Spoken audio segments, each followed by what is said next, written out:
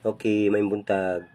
So guys, natakaroon nga mag atong ipakita ning atong napalit nga kuan guys, in play HT220 headphone.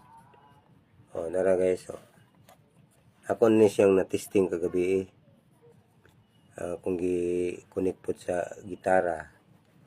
So, kapo siya guys, kung maggamit kag microphone mo lang ipagawas niya. Kung di ka gusto mag microphone, ma-mute niya siya.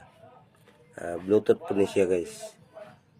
Pwede na ka minaog mga music. Pwede connect sa gitara, electric guitar, sa speaker, pwede po sa speaker.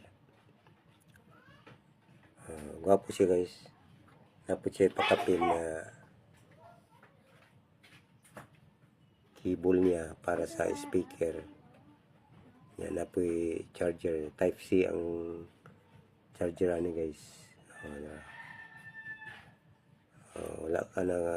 Wala ko nagmahay, nagpalit ko ani kay nindot siya nga produkto. Kasi ganahan mong palit, tangan na ko nig basket sa ubos sa video. Pinduton lang to ninyo.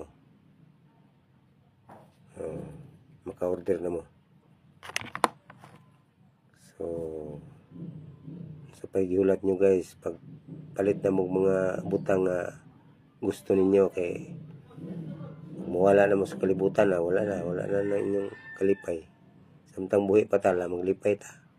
Kung say gusto na to, atong buhaton para lang ta malipay. Kaya di man tayo gyapon mo gamot sa kalibutan. Enjoy samtang buhi pa. Diba guys? Ilingaw kay ka kung na kay mga butang gusto ka mo gamit na. So, kanang siguro guys. Salamat. Bye-bye. Pag pindot na sa yellow basket. Yan lang.